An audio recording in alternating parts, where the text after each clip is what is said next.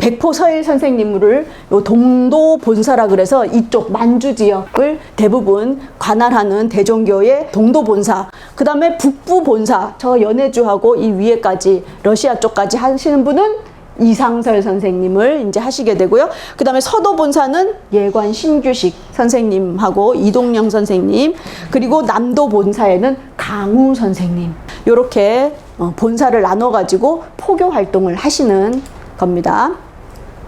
그러다가 이제 일제가 깜짝 놀래가지고 뭐를 만들죠? 포교 규칙이라 그래가지고 종교를 허락해 줄 건지 안 해줄 건지를 하는데 그 의도는 뭐였다? 민족 종교를 다 허락 안 해주기 위해서 한 거죠. 그래서 유교, 불교, 기독교 이런 거는 허락을 해주고 나머지 대종교를 대표적으로 포교를 할 수 없게 허가를 안 내주는 거예요. 그렇게 되면서 홍합나철 선생이 자결 순국을 하시게 됩니다. 그러면서 백포서일 선생은 야, 이제 우리 종교 생활도 못하게 하고 이러면서 본격적인 무장투쟁에 이제 나설 수밖에 없겠구나 라고 생각을 하시면서 무장투쟁을 준비하시게 되는 거예요. 1918년에 또 윌슨의 민족 자결주의가 이렇게 재창이 되고 1차 세계대전도 끝나고 막 이러면서 무오 독립선언서라고 하는 대한 독립선언서에 39명 중에 한 분으로 서명을 하시게 되고요. 그리고 파리 평화회의에 대표단을 파견했더라고요. 이 백포서일 선생이 중광단 사람들하고 모여가지고 2명을 파견을 했어. 근데 갔다가 가는 도중에 돌아와요. 그러니까 이게 그 파리까지 간다는 게 쉬운 일이 아니었어요. 그러다가 이제 1919년에 3.1운동이 일어나게 되잖아요. 우리 국내에선 3.1운동이 일어나면서 깜짝 놀랐죠. 이렇게 외국에 나와 있는 사람들이 아니 그 일제가 점령하고 있는 속에서 어떻게 전 민족이 다 일어날 수 있었냐 그러면서 이게 외국에 나와 있는 우리들이 오히려 부끄럽다 이렇게 하면서 각 지역에서 독립만세 운동이 일어나는데 이 간도 지역에서는 3.13 만세 운동이라고 해요. 용정에서도 이 운동이 일어나잖아요. 그래서 그때 17명이 이제 사망하게 돼가지고 또 묘도 있고 그렇게 합니다. 그래서 이 3.13 운동을 벌리고 이제 자유공단이라는 거를 백포서일 선생님이 설립을 하세요. 그런데 여기에 15,000명이 참가했다는 거야. 너무 많은 인구야. 생각해 보니까. 근데 이거는 뭐냐면 매월 1원씩 돈을 내야 돼. 그러니까 뭐냐면 매월 1원이니까 이걸 보니까 뭐예요? 독립운동을 하는 그런 인력을 보충하고 군자금이라 그래야 되나요? 독립운동 그 상금을 모으는 거죠. 그래서 이 자금을 모으는 활동을 하게 돼요. 근데 이런 게 가능했던 게 아마 이 대종교, 이 지역의 대종교를 많이 포교했기 때문에 이런 게 가능하였다라는 생각이 듭니다. 이제 대한정의단이라는 것을 1919년에 설립을 해요. 이 대한정의단은 뭐냐면 우리가 중광단이 있었잖아요. 중광단에다가 공교회는 뭐냐면 공자를 섬기는 그런 거예요. 그래서 공교회, 그 다음에 무종교 이런 사람들을 연합을 해가지고 대한정의단이라는 걸 설립하거든요. 무슨 문제가 생기냐면 이 공교회에서는 뭐라고 하냐면 복벽주의야. 다시 임금님을 세워서 명나라를 섬기고 이렇게 해야 되는 그걸로 돌아가자 하는 생각이 있는 사람이야. 그리고 종교, 무종교, 그 다음에 또 일부 기독교 청년단체 막 이런 사람들이 이렇게 하면서 공교회에 김성극이라는 사람이 있었어. 그래갖고 이 사람이 우리는 복벽주의다 그랬더니 대한정의단은 아니다, 우리는 이제 공화제다 이렇게 해가지고 사이가 나빠지고 또 여긴 또 대종교니까 종교적으로도 사이가 생기면서 이 중에서 이제 싸움이 난 거예요. 그냥 싸움만 났으면 자기들 나가기만 하면 되는데 뭐냐면 공교회 중에서 김성극이라는 사람이 대한정의단 멤버들 이름을 다 써가지고 일본 순사한테 갖다 줬어. 그런 일이 있었어요. 그게 김성극 사건이야. 그러고는 나중에 이제 이 대한정의단을 대한군 정부로 다시 개편을 하게 되거든요. 상해 임시정부에서 대한군 정부는 임시정부는 우리만 있어야 되니까 이름을 바꾸자. 그래서 군정서로 바꾸게 되는 거죠.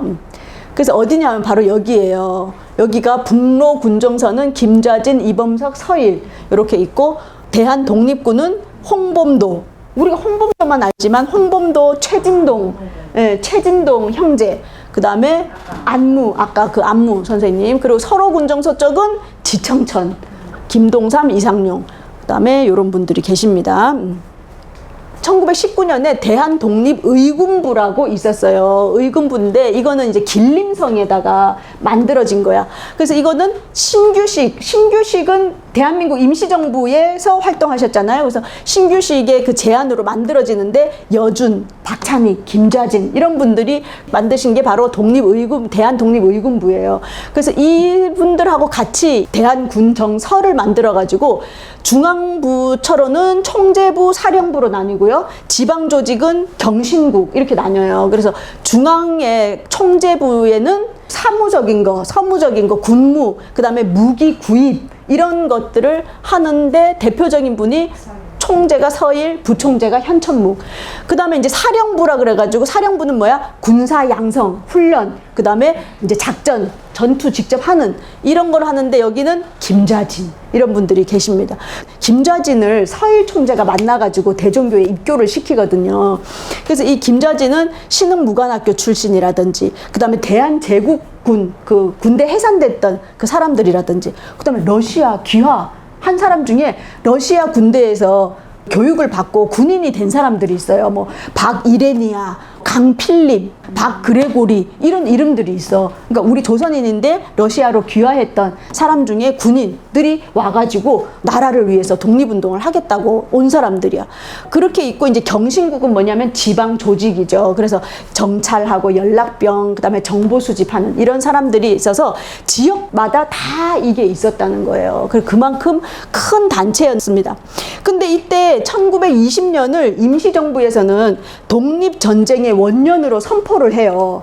왜냐하면 이제 무장투쟁이 활발하게 된 계기가 바로 1919년 3.1운동이잖아요. 3.1운동을 했는데 평화 시위를 했는데도 독립이 안 돼. 그러면서 야 이게 무력이 필요하다. 그래서 이제 무장투쟁으로 가야 된다. 라고 해서 이제 하게 되잖아요. 그렇게 되는데 임시정부에서는 대간도 정책이라 그래가지고 독립군 단체가 40 몇 개 있었다 그랬잖아요. 이거를 통합해야 된다 하는 독립군 단체 통일 운동을 하게 돼요. 그래가지고 상해에서 누구를 보내느냐? 안정근하고 왕삼덕이라는 사람을 상해에서 일로 파견을 해요. 간도로. 안정근은 누굴까요? 안중근의 동생. 예. 그래가지고 왔는데 이 안정근은 그 안창호 계열이어가지고 기독교야. 이 왕삼덕이라는 분도 이동희 계열이어가지고 이분도 기독교야. 그래서 이제 와서 봤더니 이 대한군정서는 다 뭐야? 대종교야. 그러니까 이 대한군정서에서는 마음에 안 드는 거예요. 이 두 사람이 왜 대종교 계열도 아닌데다가 대종교 뭐예요? 민족 종교잖아요. 민족 의식인데 우리가 지금 민족을 다시 살리려고 하는데 서양의 정신을 가지고 있는 사람들이 한다고? 그런데다가 이 사람들은 군사적인 그런 것도 없어요. 군사 출신도 아니야. 그러니까 이제 엄청 서로 무시. 잘 안 돼요. 그런데 그래도 이제 통일 운동을 해야 된다 그래서 대한군정서, 대종교를 기반으로 한 대한군정서와 기독교를 기반으로 하는 국민회가 이제 서로 막 이렇게 연합을 하려고 애를 쓰다가 겨우겨우 통합을 해. 근데 사인만 하고 두 달 있다 다시 갈라져. 그런데 어쨌든 통합을 해가지고 민단과 군단으로 그럼 우리 나누자. 민단은 국민회. 그리고 군단, 진짜 전투하는 군단은 이 대한군정서 기반으로 해서 동도군정서라고도 불리고 동도 독립군서라고 해서 홍범도가 지도하는 이 두 개로 크게 나뉘게 됩니다. 이런 통합운동들을 지속적으로 한다. 이게 뭐냐면 대한군정서의 그 체제예요. 총재가 서일, 부총재는 현천묵. 그리고 이렇게 쭉 해서 사관연선소를 만들거든요. 사관연선소 소장을 김좌진을 두는 거예요. 그러면서 이때 대한군정서가 이제 파워가 있으려면 신흥무관학교에서 그러니까 뭐가 필요하냐면 그냥 군인만 많아서 되는 게 아니라 지도자가 필요하다. 장교가 필요하다라는 걸 깨닫게 돼요. 그래가지고 이분들이 이제 오게 됩니다. 그래서 특히 이범석이라든지 나중에 보면 지청천 있죠. 지청천, 그 다음에 김경천 이런 분들은 뭐냐면 그 당시에 있는 집 자제로서 일제의 육군사관학교를 다녔어요. 졸업을 했어요. 그러니까 그 당시로 보면 엘리트 코스를 밟은 건데 우리나라를 위해서 하겠다 그래갖고 일본 군대에서 나오면서 거기 교재라든지 이런 걸 다 갖고 나온 거야. 그래갖고 여기에서 사관연선소에서 신흥무관학교의 그 교재랑 그 지도자, 그 다음에 일본 육군사관학교의 교재랑 지도자들이 와가지고 이 대항군정서 사관연성소에서 양성을 해요. 생도 300명이네. 300명을 이제 하고 대부분이 이 명동중학교, 아까 명동중학교 학생입니다. 그래가지고 이제 지도자도 만들어졌어. 훈련도 막 했어. 이제 전쟁하려면 뭐가 있어야 돼요? 결정적으로 무기가 있어야 되잖아요. 그래서 무기는 어디서 하느냐? 그 당시에 이 체코는 오스트리아의 식민지였더라고요. 오스트리아군하고 이 러시아하고 싸우는데 징병당해가지고 보내게 된 거야. 그래가지고 괜히 남의 나라 싸움을 이제 하고 있었어요. 그러다 보니까 이제 욱하는 거지. 우리나라를 빼앗은 오스트리아 군에 있기 싫다. 그래가지고 오히려 적이라고 하는 러시아, 제정 러시아 쪽으로 붙어가지고 오스트리아랑 싸우게 된 거예요. 그런 사람들이 6만 명이었어요. 그래서 이제 우크라이나 전선에 가서 막 전쟁을 하고 있는데 이게 진짜 자기 나라 잃어버리고 하면 얼마나 비참한지를 체코군을 보면 알 수 있어. 갑자기 저기 1917년에 볼셰비키 혁명이 일어났잖아요. 그러면서 이 제정 러시아가 무너져 버리잖아요. 그러니까 이 사람들이 제정 러시아가 몰락하니까 갑자기 붕 뜬 거야. 러시아 편에 써서 했는데 그 러시아가 망했어. 그러니까 이제 붕 떠가지고 어떻게 하지? 그러고 있었는데 당시에 체코 망명정부가 미국에 가 있었더라고요. 그래갖고 거기에서 체코가 이제 프랑스랑 협력을 하기로 한 거야. 그래서 그럼 프랑스 전선으로 가라라고 명령이 내려졌어요. 그래서 프랑스로 가려고 하니까 이렇게 지도가 이렇게 있잖아요. 그러면 여기서 막 싸우고 있었어, 러시아. 그러면 여기 바로 넘어가면 유럽이잖아요. 근데 넘어가려니까 독일을 지나가야 돼. 그런데 독일은 적이니까 독일로 못 가고 그 위로 어디로 가려니까 또 러시아로 지나가야 되는데 러시아도 이제 혁명이 일어나가지고 갈 수가 없고 아주 불안한 상태인 거예요. 어떡하지? 막 회의를 하고 있는데 누가 아이디어를 냈어. 무슨 아이디어를 냈어요? 저 끝으로 가가지고 동쪽 끝으로 가서 블라디보스톡에서 태평양을 건너거나 저 인도양을 건너서 오자라고 한 거예요. 그래서 이 러시아 땅이 이렇게 있는데 여기 유럽 옆에 여기서 싸우다가 그냥 이렇게 건너가면 되는데 위험하니까 이리로 가게 된 거예요. 몇 달에 걸쳐서. 그래서 그 기차를 타고 이제 가게 되는데 그 기차를 모티브로 한 게 설국열차 영화예요. 왜냐하면 그 기차 안에 우체국, 은행 막 이런 게 다 있었대. 이 체코군이 이동하는 기차 안에. 그래가지고 이제 막 그 몇 개월을 이제 가는데 가는 도중에 이제 전쟁 안 한다 막 이런 얘기가 나오게 된 거야. 그러니까 무기도 사실 필요가 없고 이제 블라디보스톡에 도착해 보니까 배를 타고 가야 되는데 배싹이 있어야 되잖아요. 돈이 없는 거야. 무기만 있어. 쓸데없는 무기만 있어. 그런데 블라디보스톡에 가보니까 막 조선 사람들이 전쟁한다고 막 항의하고 있는 거야. 보니까 뭐 곡괭이 들고 막 이러고 있어. 그러니까 이제 서일 총재가 와가지고 협상을 한 거죠. 그 무기를 우리가 살 수 있겠냐. 그래가지고 이 아까 모아뒀던 돈 있잖아요. 그리고 대종교 헌금 걷어놓은 거 이걸로 무기를 사게 된 거예요. 그래서 총 1300자루, 총 한 자루에 총알을 300개를 줬대요. 그렇게 하고 권총 150자루, 기관총 7정, 이게 다량의 수류탄. 이게 자료마다 좀 달라요. 그래서 이걸 사가지고 문제는 뭐냐? 이걸 블라디보스톡에 샀어. 가지고 와야 되잖아요. 이 북간도까지 가지고 와야 되는데 거기에는 다 일본 밀정이니 헌병들이 쫙 깔려 있는데 이 무기를 사갖고 오는 게 들키면 안 되잖아. 그래서 200명의 무기 군반대 일반 백성들이 내가 하겠다 그러고 온 거예요. 그래가지고 이분들이 지게에다가 우리가 6.25 전쟁에 지게부대 있었잖아요. 그거 원조야, 원조. 그냥 집신 신고 그냥 그렇게 해가지고 그리고 이제 낮에는 움직이면 눈에 띄니까 밤에 그것도 어디로? 산길로만 그 무거운 총을 쥐고 이고 그러고 온 거예요. 그래서 이 사람들을 엄호해주는 한 30여 명의 군대하고 같이 가가지고 밤에만 움직이고 낮에는 수풀에 숨어있고 이렇게 하면서 또 일본 그 초소가 있는 데는 또 막 갈라져가지고 어디서 만나자 해서 갈라져가지고 그렇게 해서 한 달이 걸렸대요. 한 달 만에 걸어가지고 우리가 중국 가봐서 알지만 거기 하여튼 그렇게 피땀이 서린 무기이기 때문에 나중에 자유시 참전해서 무장해제하고 그 총 내놔라 했을 때 못 주는 거지. 군자금. 군자금으로. 그래가지고 왜 김자진 장군도 친척집 가가지고 돈 달라 그러고, 또 대종교 신자들 돈, 그다음 또 뭐 백산 안희재 선생 막 이런 사람 돈, 이런 돈 모아가지고 했다 그러잖아요. 그런데 이게 대종교에만 돈이 아니라 그 여러 단체들이 있었잖아요. 이런 단체들, 군민회라든지 이런 단체들에서도 돈을 많이 모았다고 해요. 또 체코군은 자기들도 오스트리아의 식민지였잖아요. 그래서 좀 짠한 마음이 있어가지고 뭐 말로는 싸게 줬다고 그러더라고요. 드디어 청산리 전투에서 이제 이 빛을 발하게 되는 거죠. 그래서 청산리 전투가 일어나게 되는 것은 1920년에 먼저 봉오동 전투로 시작하죠. 봉오동 전투가 6월에 일어나요.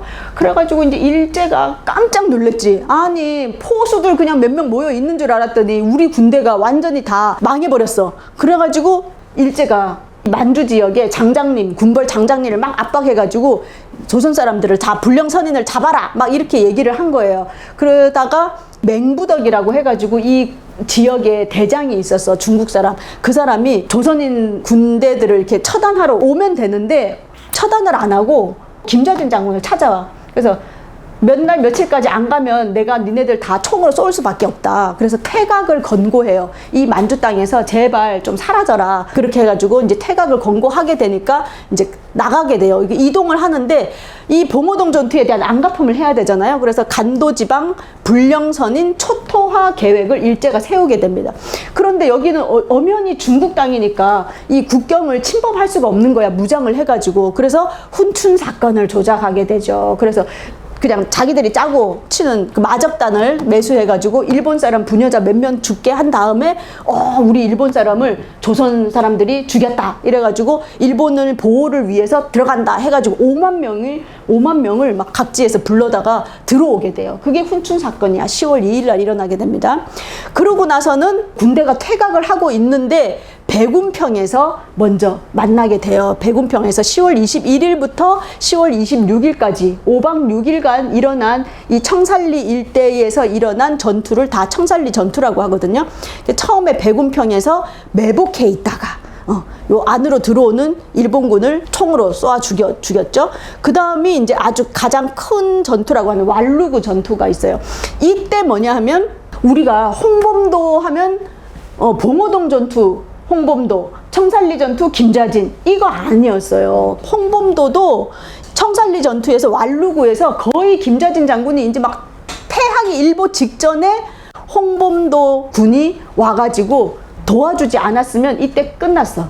그래서 이제 홍범도군. 그래서 이제 그 통일이 얼마나 중요한지를 이제 김자진 장군도 깨닫게 되죠. 그래서 여기서 왜 그 일본군이 군복이 똑같아가지고 자기 일본 사람인데 모르고 다 오인 사격해가지고 400명을 사살하게 되는 그런 전적을 올리게 되고요. 그 다음에는 천수평이라든지 어랑촌 이런 데에서도 하게 되는데 이것도 홍범도 부대가 지원을 해주게 되고요. 천보산, 고동하 이런 데 진지를 오히려 역습을 해가지고 그래서 이제 청산리 전투 보면 3일 동안 굶었다 이런 게 나와요. 이 5박 6일 동안 하는데 3일 동안 굶어가지고 이 지역의 사람들이 주먹밥을 만들어서 와서 이렇게 보초를 쓰고 있으니까 먹을 수가 없으니까 너무 긴장된 상태잖아요. 그러니까 뒤에서 이렇게 먹여줬대잖아. 아녀자들이 이렇게 그 정도로 그런 청산리 전투. 그래서 여기 지역입니다. 이 일대가 그래서 어디로 가고 있었냐면 원래 이제 퇴각을 해라라는 권유를 받고는 백두산 숲을 속으로 들어가고 있었어요. 가는 중에 일본군들이 이렇게 연해주에서 이렇게 오지 막 오는 일본군과 같이 싸움이 난 곳이 바로 이 지역입니다. 이거에 대한 안갚음으로 간도 참변을 일으키죠. 그래서 1만 명이 사망하고 가옥이 2,500채, 학교가 30채가 불에 타고 이때 사람을 엄청 많이 태워 죽였더라고요. 그리고 모든 남자들이 이게 독립군이 그냥 집에 가서 밥 먹고 있으면 이 집 아들인지 독립군인지 알 수가 없는 거야. 그리고 다 숨겨주고 또 돈도 다 대주고 먹을 거 이렇게 해주고 이러니까 이걸 안 되겠다 해서 동네마다 들어가서 일본 놈들이 남자란 남자는 애기부터 할아버지까지 다 죽여버리는 거예요. 총으로 쏴 죽이거나 집에 넣어서 불 지르고 나오는 사람 또 칼로 죽이고 엄청 잔인한 간도 참변이 한 5개월 동안 일어나게 됩니다. 이런 간도 참변이 일어나면서 백포서일 장군은 대한독립군단을 결성을 해가지고 밀산현 당벽진이라 그래서 그 러시아 국경에 가까운 밀산 쪽으로 모여라라고 해요. 그래서 국외단체 3,500명이 모였다라고 대부분의 논문에는 나와 있어요. 근데 최근에 그 반병률 교수님이 다시 밝힌 거에 의하면 그게 아니고 대한통일부라는 것을 조직을 했는데 이때 본부에는 600명 정도였다라고 하거든요. 그래서 학도대 50명 해가지고 이렇게 연구가 되어 있습니다. 그런데 이제 더 이상 뭘 할 수가 없는 거야. 그래서 1921년에 이제 간도 참변 일어나고 하니까 이 독립군들이 가서 숨을 데도 없고 뭐 할 데가 없는 거예요. 그리고 이때 너무 소실이 많이 됐어요. 이 청산리 전투에 의해 가지고 우리 군도 소실이 많이 되었기 때문에 많이 죽고 또 결정적으로 뭘 먹어야지 되잖아요. 먹을 게 없으니까 식량이 부족해. 그러니까 한인촌들이 다 없어졌으니까 그 기반이 없어진 거예요. 또 이 당시에 이제 공산주의가 들어오게 되면서 한족 공산당으로 일부 넘어가게 되면서 이 병력이 엄청 소실이 됩니다. 그러니까 전투를 할 수 없으니까 300명 정도를 그냥 집에 가라고 해요. 갈 곳이 있는 사람은 집에 가서 농사 짓다가 나중에 우리가 무기를 다시 모으고 준비가 되면 연락할 테니까 그때 오라고 해서 고향에 보내. 그 300명이 고향에 가버려요. 그리고 일부가 이제 자유시로 러시아에서 원조를 해준다고 하니까 이제 싸울 곳은 러시아밖에 없다 하고 이제 가게 되는 거죠. 그래서 러시아로 1921년에 들어가는데 6월 28일 날 무장 해제를 요구하면서 서로 참변이 일어나게 되죠. 이때 우리 독립군이 70여 명이 사살, 31명은 그 아무르강에 빠져가지고 차마 같은 독립군 총으로 쏠 수는 없고 도망갈 곳은 강밖에 없고 그러니까 그냥 내가 빠져 죽겠다 해서 31명 익사, 250명 행방불명 다 죽은 거지. 행방불명. 그리고 970명이 포로가 되어가지고 나중에 러시아 혁명할 때 가서 싸우게 되는 거예요. 러시아 쪽으로 가서. 그러고는 이제 북로 군정서를 해산을 명령해요. 백포 서일 총재가 해산을 명령을 하고 그냥 이제 주저앉은 게 아니에요. 이때도 김좌진 장군이나 이런 분들은 안 가거든요. 무장해제 할 수 없다. 이래서 돌아오고 자유시에서 안 있어요. 그리고 서일 총재도 나오게 되거든요. 그래서 일부 나와 있던 사람들이 다시 그 사람들을 다시 모아서 그 재건을 해야 되겠다라고 하게 됩니다. 그러면서 이제 한인촌이 없어졌기 때문에 후방 기지를 건설을 하고 있었어요. 그래서 둔병제. 그러니까 뭐냐면 농사를 짓는 거야, 군인이. 왜냐하면 이 간도 참변에서 기반의 신안촌들이 다 없어진 거예요. 이 한인촌들이 독립군을 지원하던 데가 없어지고 다시 들어가기도 미안한 거야, 이제. 독립군 때문에 너무 많은 희생이 있었기 때문에. 그래서 직접 군인이 농사 짓고 훈련도 하고 하는 그런 둔병제를 이렇게 시범으로 하고 있었어요. 그런데 8월 26일 날 마적대가 습격을 하게 됩니다. 그래서 근데 백포설 선생이 다른 지방에 가 있었어요. 일로 인해서 다른 집에 가 있었는데 여기 마적이 이 지역에 습격했다는 소식을 듣고 밀산에 있다는 소식을 왔더니 같이 그래도 한 40명 정도 같이 활동하려고 했던 사람들이 있었는데 다 죽어버린 거예요.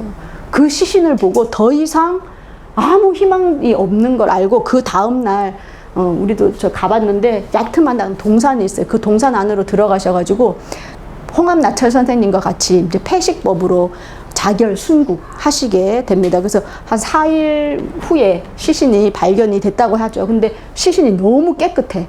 뭐 긋거나 목매거나 이런 거 없이 그대로 돌아가 계신 그런 시신을 발견했다. 그래서 그분의 시신은 이 홍합나철 선생이 계시는 그 백두산이 바라보이는 청파호에 묻혀 계십니다. 그래서 나철, 서일, 여기 김교훈 선생님 요 세 분의 묘가 있고요. 그리고 지금 국립서울현충원에 가면 여기가 무후선열재단 거기에 가면 서일 영위가 있고 그 다음에 독립기념관 어록비에 가면 백포 서일 선생 어록인데 조국 강복을 위하여 생사를 함께 하기로 맹세한 동지들을 모두 잃었으니 무슨 면목으로 살아서 조국과 동포를 대하리요. 차라리 이 목숨 버려 사죄하는 것이 마땅하리라.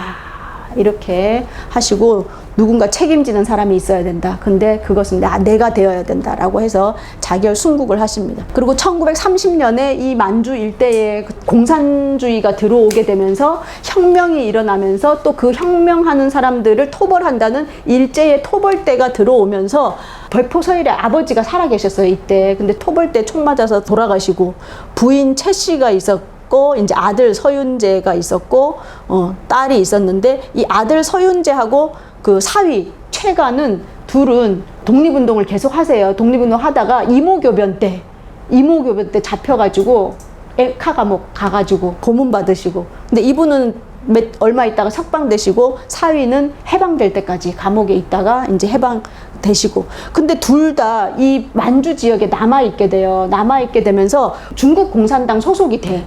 그래가지고 나중에 거기서 항일투쟁 이제 하고 이랬잖아요. 그래서 6.25 전쟁 때 북한군으로 참전을 해.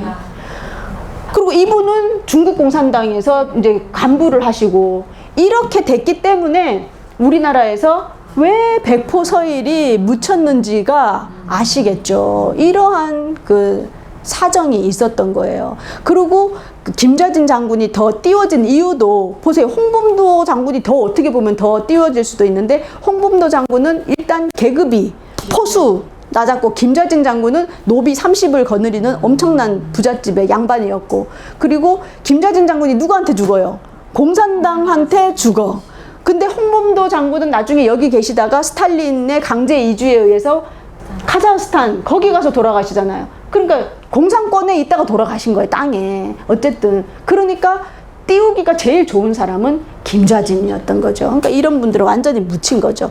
그 지금 이 서일청정의 고손자 이런 분들이 살아 계시더라고요. 그래서 중국에서 무역업 뭐 이런 거 하면서 살아 있더라고요. 근데 이 없는 자료들을 누가 발굴을 하셨냐? 고 강용권 선생님이라고 1999년에 돌아가셨는데, 이분이 연변 사회과학원 역사연구소에 계시는 분인데, 이분이 자전거를 타고 1992년에 7개월 동안 이 지역을, 북간도 지역, 연해주 이 지역을 다 돌아요. 7,500km인가? 지구 한 바퀴를 더 돌면서 일일이 어디가 청살리고 어디가 봉오동이고 어디가 뭐고 뭐 백포서일은 어디고 막 갔다 왔다 오토바이도 아니고 자전거를 타고 다니면서 이 소중한 자료들을 다 주신 분이세요. 근데 이분 답사하시다가 과로로 돌아가셨어요. 그래서 우리는 이런 역사학자들도 기억을 해야 되겠다. 그래서 우리가 작년에 가서 찍어온 사진이죠. 서일총재 항일투쟁 유적지, 이거 밀산시 들어가는 길목에 이거를 2015년에 밀산시 인민정부가 세워준 거예요. 그러니까 조선족 그쪽에 있는 분들이, 우리가 식당 가면 뭐 조선족 막 이렇게 얘기하지만 그분들이 이분들 후손일 케이스가 많은 거지. 그래서 이렇게 그분의 유적지가 있습니다. 그래서 제가 이걸 보면서, 이걸 공부하면서 아까 1, 2, 3 했을 때 이제 조화와 통합을 이루어야 되잖아요. 미국이 세계 최강국이다, 자기가 1등이다. 또 지금은 중국이 자기가 1등 하고 싶어서 막 그러잖아요. 이 1이라는 거는 너무 많은 적이 있어. 그리고 2라는 거는 우리가 남한, 북한 지금 나눠져 있잖아요. 또 뭐 진보, 보수, 뭐 좌익, 우익 막 나눠져 있잖아요. 그런 게 아니라 우리는 뭐예요? 3. 이것을 이제 화합을 해야 되는, 우리나라가 그런 화합을 이루기에 아주 좋은 나라지 않은가. 저는 처음에 이 PT를 보면서 이 강대국에 둘러싸여가지고 말이야 막 되게 그렇게 생각했는데, 우리가 없던 철학이 아니라 우리에게는 성통공안, 다 모두가 내 안에 있는 하늘을 깨워가지고 완성된 인격이 되면 그 인격을 어떻게 한다? 홍익인간, 그쵸? 우리의 교육이념, 우리나라의 건국이념, 그 홍익이념으로 세상을 이제 밝힐 수 있는. 그러니까 우리가 요번에 보니까 미국도 코로나에 뭐 마스크 안 쓰는 거, 일본도 아직도 그 뭐죠? 정부 지원금 받으려면 손으로 다 써야 되더만요. 거기는 컴퓨터가 안 돼가지고 일일이, 그리고 카드도 안 된다며. 카드도 안 되고 그렇게 안 하지. 우리가 믿고 있었던 선진국이라는 것의 허울을 우리가 다 보게 됐잖아요. 그러면서 우리의 가치를, 이 책에서는 옛날부터 우리가 가치가 없다고 엄청 얘기 다 해놨어, 여기에. 근데 우리 스스로 확신하지 못했는데 이 코로나라는 위기 속에서 우리 자신을 확신하게 됐잖아요. 그래서 그러한 마음으로 우리의 철학이 있었고 우리의 이런 자랑스러운 역사가 있었고 그런 극복의 그 역사를 있었다는 것을 깨달으면서 어려움을 극복해 나가야 되고 그거의 상징이 남과 북의 지금 분단이잖아요. 이걸 이제 통일하는 일이 정말 우리에게 남았구나. 이제 하나가 세계가 되고 세계가 하나가 되는데 그 하나를 만드는데 우리의 역사적인 사명이 있겠다라는 생각을 하면서 아주 소중한 공부가 됐습니다. 이런 훌륭하신 분이 정신뿐만이 아니라 군사도 같이 이렇게 하는 분이 계셨다는 것을 여러분들과 같이 나누는 시간이었습니다. 이상으로 마치도록 하겠습니다.